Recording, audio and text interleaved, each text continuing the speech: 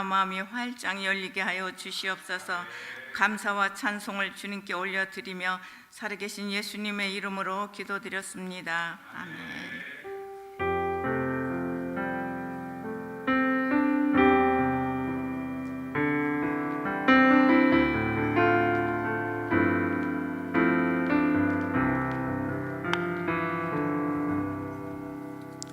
광고 말씀드립니다. 대부흥전도주일 10월 26일 주일 오전 1부, 2부 예배에 있습니다. 함께 기도하며 준비해 주시기 바랍니다. 돌아오는 주일에는 작정주일로 보냅니다.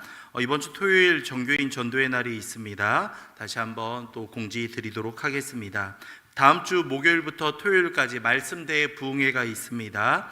목요일과 금요일은 저녁 7시 30분, 토요일은 오후 5시에 강사 강은도 목사님을 모시고 함께 말씀을 듣습니다. 많은 성도님들의 참여를 바랍니다. 이 시간 함께 말씀 나누겠습니다. 이 시간 함께 나눌 말씀은 골로새서 1장 15절부터 23절까지 말씀입니다.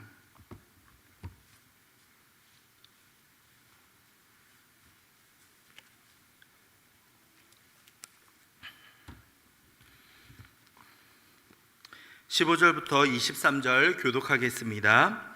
그는 보이지 아니하는 하나님의 형상이시오 모든 피조물보다 먼저 나신 이시니 창조되되 하늘과 땅에서 보이는 것들과 보이지 않는 것들과 혹은 왕권들이나 주권들이나 통치자들이나 권세들이나 만물이 다 그로 말미암고 그를 위하여 창조되었고 또한 그가 만물보다 먼저 계시고 만물이 그 안에 함께 섰느니라.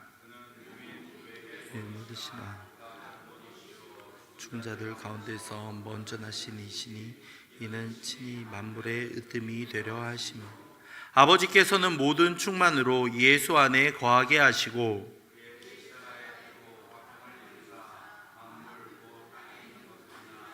하늘에 있는 것들이 그로 말미암아 자기와 화목하게 되기를 기뻐하심이라. 전에 악한 행실로 멀리 떠나 마음으로 원수가 되었던 너희를 말미암아 화목하게 하사 너희를 거룩하고 흠없고 책망할 것이 없는 자로 그 앞에 세우고자 하였으니 만일 너희가 믿음에 거하고 터 위에 굳게 서서 너희 들은 바 복음의 소망에서 흔들리지 아니하면 그리하리라. 이 복음은 천하 만민에게 전파된 바요 나 바울은 이 복음의 일꾼이 되었노라. 아멘. 만물의 으뜸이신 그리스도라는 제목으로 함께 말씀을 나누겠습니다. 예수님은 여러분에게 어떠한 의미로 다가오십니까? 여러분이 고백하는 예수님, 여러분이 만나고 또한 여러분이 이야기하고 전하는 예수님은 어떠한 분입니까? 우리에게 요즘은 예수님이 좀 많이 허물없이 다가오는 분인 것 같습니다. 치료자, 위로자, 친구, 다정한 이미지로 참 우리에게 많이 다가오죠. 하지만 그분이 가지고 계시는 그것은 일부분에 불과합니다. 그분이 가지고 있는 많은 성품과 다양한 모습 가운데 일부분이고 오늘 말씀을 통해서는 그분이 과연 어떠한 분인지를 분명히 말해주고 있습니다. 베드로는 주는 그리스도시요 살아계신 하나님의 아들이십니다 이렇게 고백을 했었고, 의심이 많았던 도마는 예수님을 만난 이후에 나의 주 나의 하나님이다 라고 고백을 했었죠. 우리의 모든 죄를 대신 대속해 주신 예수님, 십자가의 고통을 감내하신 예수님, 하나님과 동등하시지만 모든 권한을 다 포기하시고 이 땅 가운데 가장 연약한 모습으로 성육신하신 예수님, 여러분에게 예수님은 어떠한 분이십니까? 예수님에 대한 올바른 이해가 우리를 올바른 신앙의 길로 이끌어 줄 수 있습니다. 오늘날 많은 이단들은 예수님에 대해서 자신들이 믿는 교주로 이렇게 치환해서 이야기하는 경우가 얼마나 많은지 모릅니다. 자기가 믿는 교주가 하나님의 아들이다, 이분이 독생자 예수다라고 잘못된 그릇된 이러한 신관을 가지고 있죠. 그러한 모습들로 인하여서 그들이 얼마나 타락하고 얼마나 어이없는 실수들을 저지르는가 우리는 분명히 알 수 있습니다. 이해할 수 없고 답답할 따름입니다. 이단까지는 아니더라도 우리 역시도 우리가 이해하는 예수님에 대해서 더 깊이 더 명확하게 알아가지 않는다면 우리의 신앙이 낮은 위치에서 머물러 있을 위험이 있습니다. 그렇기에 성경에서 어떻게 예수님에 대해서 이야기하고 있는지 이 본문 말씀을 통해서 그 4가지 사실에 대해서 함께 나누어 보고자 합니다. 먼저 바울이 이렇게 이야기하는 배경이 있습니다. 바울은 골로새 교인들에게 편지를 썼을 때 거짓 교사들의 교활한 생각으로부터 이들을 지켜주기 위한 목적으로 이 편지를 썼습니다. 거짓 교사들은 예수님이 뛰어난 분이다, 여기까지는 인정을 하는데요, 다른 누구보다 탁월한 정도는 아니다 라고 해서 그분의 신성에 대해서 공격을 했습니다. 완전하신 하나님의 그 가지고 있는 속성을 무시하고 있었던 겁니다. 그렇기에 그분의 신성을 공격함으로 말미암아 그분으로만 구원의 길에 이를 수 있다라는 그 구원의 길을 가로막는 그러한 방해 역할을 하고 있었던 겁니다. 이에 대해서 바울은 오늘 말씀을 통해서 예수님은 이러한 분이다, 이분은 이러한 능력을 가지고 있는 분이다 라고 명확하게 말해주고 있습니다. 먼저 15절 말씀을 보시기 바랍니다. 함께 읽겠습니다. 15절입니다. 그는 보이지 아니하는 하나님의 형상이시오 모든 피조물보다 먼저 나신 이시니. 아멘. 앞부분에 주목해서 보도록 하겠습니다. 그는 보이지 아니하는 하나님의 무엇이라고요? 형상이다 라고 말씀하고 있습니다. 바울은 우리에게 보이지 않는 하나님의 모습을 예수님을 통해서 발견할 수 있다라고 알려주고 있습니다. 당시에 이 형상이라는 단어는, 형상은 실제 사람의 모습을 옮겨놓은 초상화나 조각상을 말하는데 이 단어를 사용했었던 겁니다. 그렇기 때문에 우리 눈으로는 당시 바울뿐만 아니라 지금 우리 역시도 하나님을 바라볼 수는 없지만 그분의 모습을 완벽하게 예수님이 보여주셨다, 예수님이 하나님의 모습을 보여주셨다라고 알려주고 있는 겁니다. 성도님들, 종종 전도하다 보면요, 하나님 한 번만 보면 내가 믿겠습니다, 내 눈에 한 번만 나타나면 믿어보겠습니다, 이러한 사람들을 종종 만날 때가 있습니다. 참 안타깝죠. 그리스도가 보이지 않는 하나님의 형상임에도 불구하고 이들은 그렇게 무모한 이야기를 하곤 합니다. 성경에서는 이렇게 이야기합니다. 디모데전서 6장 16절을 보면 오직 그에게만 죽지 아니함이 있고 가까이 가지 못할 빛에 거하시고 어떠한 사람도 보지 못하였고 또 볼 수 없는 이시니 그에게 존귀와 영원한 권능을 돌릴지어다. 아멘. 하나님에 대해서 이렇게 표현하는 겁니다. 그에게는 죽지 아니함이 있고 영원히 산다는 것이죠. 가까이 가지 못할 빛에 거하시고, 가까이 간들 그분을 우리의 눈으로 볼 수 없다라는 겁니다. 그뿐일까요? 어떤 사람도 보지 못하였고 그 누구도 하나님을 본 사람이 없다라는 겁니다. 볼 수 없는 이시니 그에게 존귀와 영원한 권능을 돌릴지어다. 하나님을 보려고 하는 것은 그렇게 어리석은 행동이다, 심지어 불가능하다라고 디모데전서는 우리에게 알려주고 있습니다. 그렇게 하나님은 예수님을 통해서 자신을 만나기 원하시는 겁니다. 그리스도가 보이지 않는 하나님의 형상이기 때문에 예수님께서 이 땅 가운데서 행하신 사역들을 생각하면서 그분을 만나고 경험할 수 있다라고 우리에게 알려주고 있는 겁니다. 오병이어의 기적을 통해서 우리는 예수님이 어떠한 분임을 알 수 있습니까? 과학의 원칙과 그 모든 것들을 초월할 수 있는 하나님이시다라는 것을 우리는 만나게 됩니다. 병자를 고치고 눈먼 자를 고쳐주시는 것을 통해서 모든 것들을, 사람의 생사화복을 주관하시며 연약함을 치료할 수 있는 하나님이시다라는 것을 알 수 있죠. 심지어 바람과 바다를 말씀으로 잠잠하게 하시는 것을 통해서 자연 만물을 주관하시는 분이고 운영할 수도 있는 분이시다라는 것을 우리는 알 수 있습니다. 십자가에 죽으시고 부활하셔서 단번에 수백 명에게 그 형상을 보여주신 것으로 말미암아 어떠합니까? 그리스도를 만나고 경험한 증인들이 넘쳐나게 되었고 오늘 우리에게도 그 복음의 은혜가 임하고 있는 겁니다. 하나님을 보고 싶다면 그 형상이신 예수님께 주목하면 되는 겁니다. 히브리서 3장 1절입니다. 그러므로 함께 하늘의 부르심을 받은 거룩한 형제들아, 우리가 믿는 도리의 사도이시며 대제사장이신 예수를 깊이 생각하라. 예수를 깊이 생각하라. 이렇게 도전합니다. 12장 2절도 마찬가지죠. 믿음의 주요 또 온전하게 하시는 이인 예수를 바라보자. 그는 그 앞에 있는 기쁨을 위하여 십자가를 참으사 부끄러움을 개의치 아니하시더니 하나님 보좌 우편에 앉으셨느니라 라고 말씀하고 있습니다.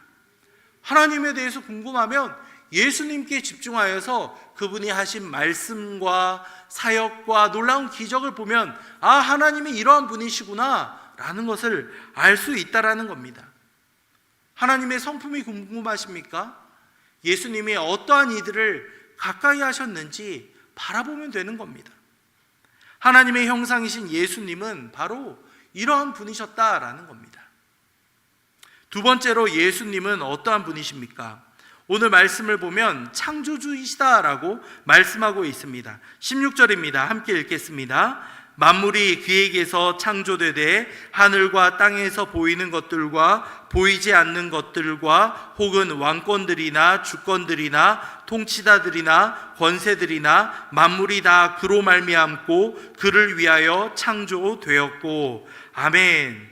만물이 그에게서 창조되었다. 창조주 하나님과 함께하신 창조주 예수님에 대해서 우리에게 알려주고 있는 겁니다. 보이는 것과 보이지 않는 것, 모든 통치와 모든 권세를 다 그분이 가지고 있고, 심지어 창조의 목적에 대해서 뭐라고 하고 있죠? 권세들이 다 만물이 다 그로 말미암고 그를 위하여 창조되었다라고 말씀하고 있습니다.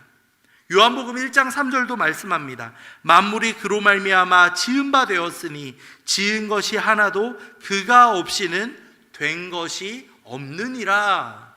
아멘. 예수님이 창조주이시기 때문에 이를 통해서 우리가 알 수 있는 것은 다른 무엇과도 비교할 수 없는 분이다라는 사실입니다. 모든 피조물보다 우월함을 가지고 있다라는 의미입니다. 15절 후반부를 보시면 모든 피조물보다 먼저 나신 이시다라고 말씀하고 있는데요, 이것이 먼저 나셨다라는 표현이 시간적으로 앞서 나셨다라는 것만을 말하는 것이 아니라 모든 것이 가능한 권능을 가진 분이다라는 것을 내포하고 있는 표현이라는 겁니다. 이 예수 그리스도는 만물을 창조하시고 그 모든 것들을 유지하고 있으십니다. 여호와 하나님을 경배하던 바울이 십자가에 못 박혀 죽으신 예수 그리스도를 만물의 으뜸이시다라고 지금 고백하고 있는 겁니다. 여러분, 이것이 과연 쉬운 일입니까? 오직 하나님만을 믿고 따라갔던 이가 예수 그리스도를 만난 다음에 이제 진정한 신앙의 길이 걸어가고 있으면서 예수님을 이렇게 고백하고 있는 겁니다. 하나님의 형상이시오 만물의 창조주이시다 라고 말입니다. 그가 이렇게 할 수 있었던 것은 바로 부활하신 예수 그리스도를 만났기 때문입니다. 바울은 그리스도를 통해서 그분을 만난 다음에 이와 같은 깨달음을 얻었습니다. 만물을 창조하시고 운영하시며 만물의 주인이 되시는 분은 바로 예수 그리스도이시다라는 것을 말입니다. 그분이 지금도 뭐라고 고백하고 있습니까? 하나님의 우편에서 만물을 통치하고 계시다라고 고백하고 있습니다. 현대 과학은 우주의 탄생에 대해서 빅뱅과 같은 대폭발이 일어나서 이것이 이루어졌다라고 이야기를 하곤 합니다. 스스로 생겨나서 자기가 스스로 충족하고 있다라고 설명을 하는데요, 그런데 우주는 놀랍게도 너무나도 조화롭게 움직이고 있습니다. 충돌이 일어나서 무언가 일어날 것처럼 하지만 지구에 살고 있는 우리는 아무런 위협 없이 안전하게 지내고 있다는 것이죠. 우리가 생일 축하하면 보통 폭죽을 터뜨리지 않습니까? 폭죽을 터뜨릴 때 가만히 있는 폭죽은 아무런 힘을 나타내지 않습니다. 그런데 누군가 당기는 힘이 있으면 그 안에서 폭발이 일어나게 되죠. 그리고 그것이 다 퍼져가는 걸 보면서 축하를 하곤 합니다. 이 당기는 힘이 없이 과연 이것이 움직일 수 있겠냐라는 겁니다. 하나님의 운행하심과 예수 그리스도께서 유지하시는 그 힘이 없이 이러한 것들은 불가능합니다. 무에서 어찌 우주를 움직일 수 있는 힘이 나올 수 있으며 한번 움직였다고 한들 그것이 어찌 계속해서 공전과 자전을 통해 조화롭게 움직여갈 수 있겠습니까? 아인슈타인은 이렇게 이야기합니다. 우주를 지배하는 정교하고 합리적인 자연 법칙은 인간보다 더없이 우월한 영이 있다라는 사실이다. 그는 이렇게 고백을 할 수밖에 없었던 겁니다. 성부 하나님과 더불어 창조 사역에 참여하신 그리스도를 만물의 창조주이며 유지자로 인정하는 것이 우리가 할 수 있는 가장 합리적이고 가장 신앙을 뒷받침하고 있는 그러한 접근이라고 할 수 있겠습니다. 그분의 능력과 그분의 지성과 그분의 감성과 모든 것을 담아서 이 모든 자연 만물이 운행되고 있는 겁니다. 17절을 보시기 바랍니다. 함께 읽겠습니다. 17절입니다. 또한 그가 만물보다 먼저 계시고 만물이 그 안에 함께 섰느니라. 아멘. 만물보다 먼저 계셨다라는 의미는 만물보다 영원토록, 결론적으로는 영원히 존재하신다라는 의미를 함께 내포하고 있습니다. 이것은 바로 하나님이 가지고 계시는 속성이시죠. 영원하실 뿐만 아니라 만물을 붙들 수 있는 힘을 가지고 있다라고 말씀하고 있습니다. 예수님으로 인하여 만물이 함께 서 있다. 이 우주의 비밀이 여기에서 딱 드러나는 겁니다. 예수님의 힘으로 말미암아 이 모든 것들이 운영되고 있다라고 말입니다. 그분의 능력으로 인해서 만물이 혼돈 가운데 있지 않고 조화를 이룰 수 있다라고 성경은 우리에게 확실하게 알려주고 있습니다.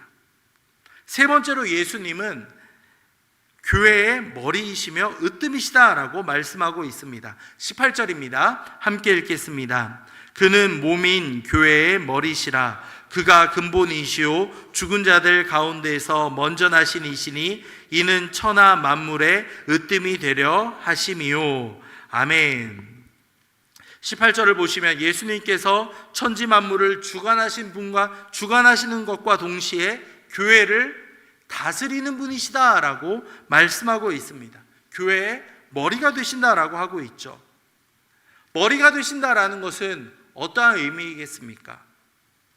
예수님께서 교회의 시작이셨으며 그 안에서 일어나는 모든 활동의 근원이 된다라는 겁니다.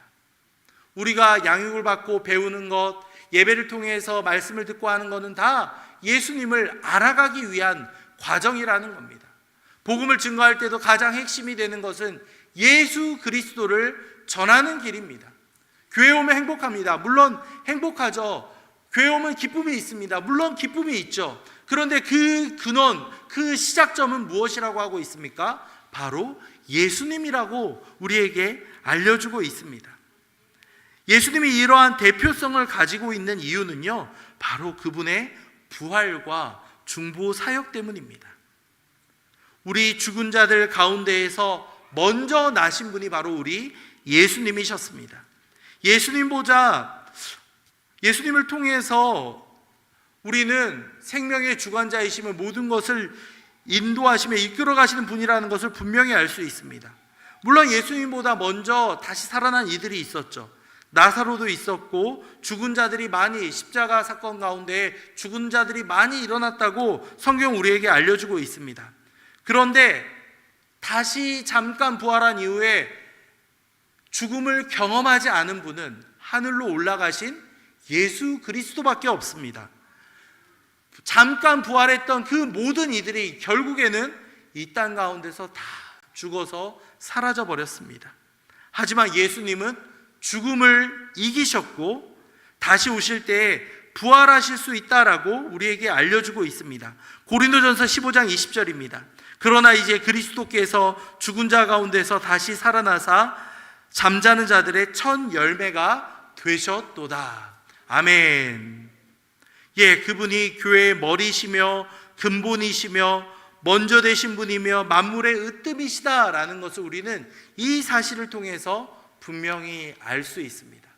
여러분은 부활하신 예수님을 만나셨습니까? 그분을 고백하며 살아가고 있으십니까?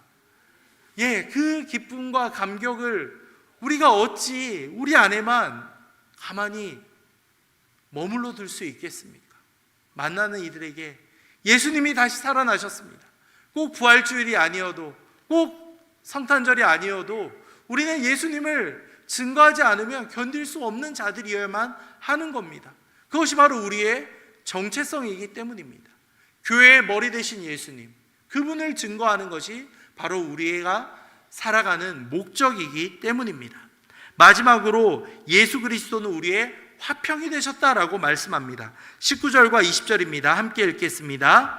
아버지께서는 모든 충만으로 예수 안에 거하게 하시고 그의 십자가의 피로 화평을 이루사 만물 곧 땅에 있는 것들이나 하늘에 있는 것들이 그로 말미암아 자기와 화목하게 되기를 기뻐하심이라.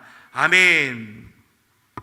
예수님께서 만물 위에 뛰어나신 이유가 바로 하나님의 모든 충만이 예수님 안에 있기 때문이다 라고 설명하고 있습니다.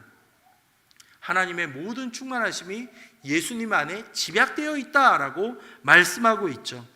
그렇게 예수님은 하나님의 모든 속성을 그대로 가지고 계시는 완전하신 분입니다.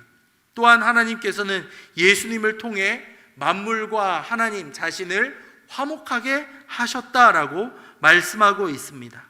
이러한 화목을 십자가의 피로 그저 이루어진 것이 아니라 자연스럽게 발생한 것이 아니라 엄청난 대가인 이 십자가의 피로 화평을 이루셨다라는 겁니다. 우리가 하나님과 화목을 이제 이룰 수 있는 것은 우리가 하나님과 멀리 떠나 하나님과 원수되었던 우리의 과거를 생각해 보면 분명히 드러납니다.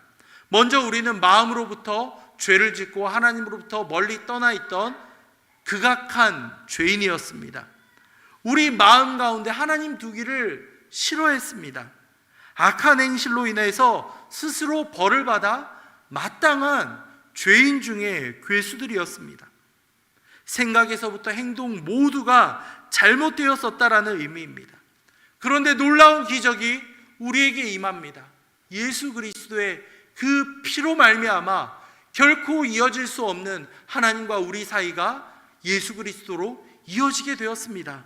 우리와 하나님 사이에 그 다리 역할을 해주시는 예수님으로 말미암아 이제 우리는 하나님을 아버지로 나의 주인으로 고백하며 살아갈 수 있는 겁니다.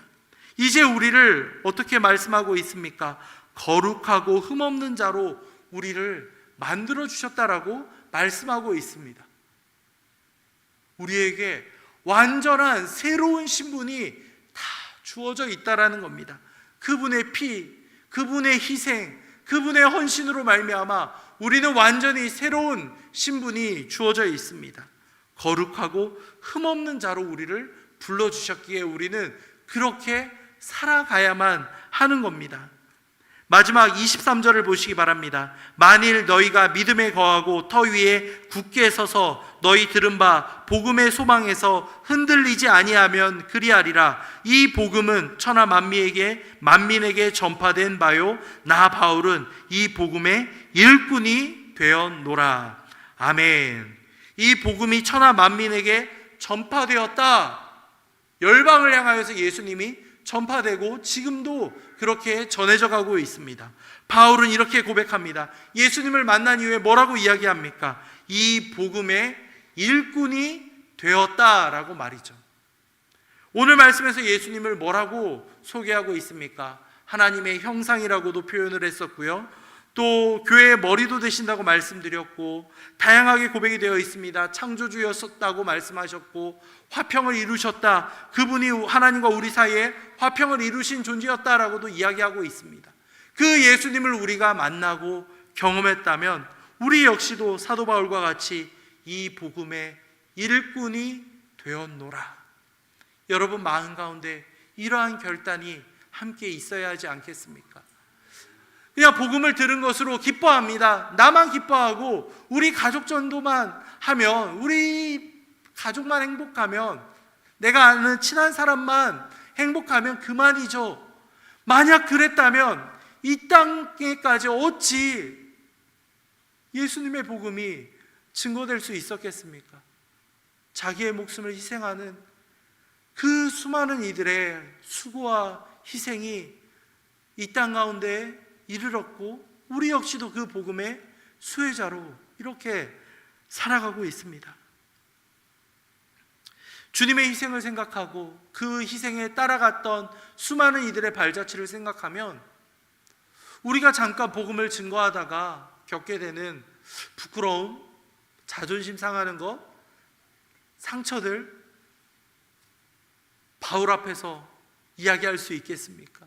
예수님 앞에 이야기할 수 있겠습니까? 초대교회 당시 사자 앞에서 죽어가는 그들 앞에서 이야기할 수 있겠습니까?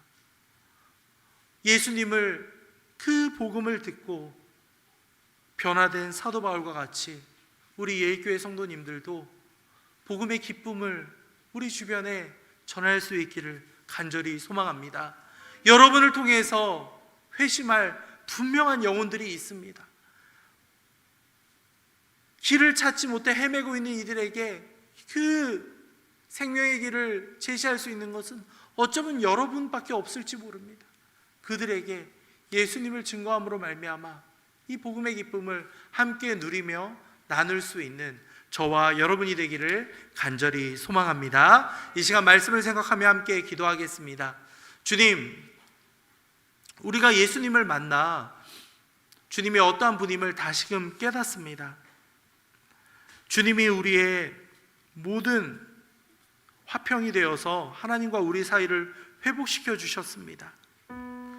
그분이 교회의 머리이시자 으뜸으로 이 땅 가운데 오셨고 모든 것들을 창조하셨으며 하나님의 형상, 하나님의 본질이셨지만 모든 것들을 포기하고 이 땅 가운데 오신 예수님, 우리 역시도 그 복음에 반응하여 이를 전하기 원합니다. 사도 바울과 같이 복음의 일꾼으로 우리를 각자 자리에 불러주셨사오니 이 복음을 증거할 수 있는 우리가 되게 해주시옵소서. 함께 기도하겠습니다. 정교인 전도의 날과 대부흥 전도주의를 통하여서 하나님의 말씀에 갈급하며 방황하는 영혼들에게 하나님의 놀라운 사랑이 증거될 수 있도록 아버지 인도하시옵소서. 함께 기도하도록 하겠습니다.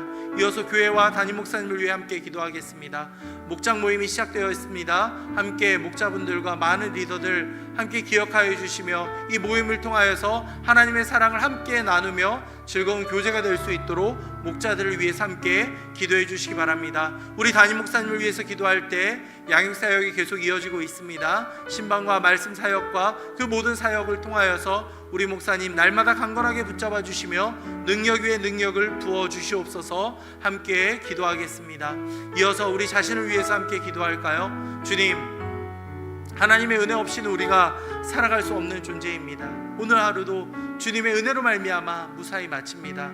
아버지여 감사합니다. 이 은혜의 기쁨, 이 복음의 행복함을 우리 주변에 전할 수 있도록 우리를 사용하여 주시옵소서. 함께 기도하신 이후에 각자 가져오신 기도 제목으로 기도하고 돌아가겠습니다. 기도하겠습니다. 사랑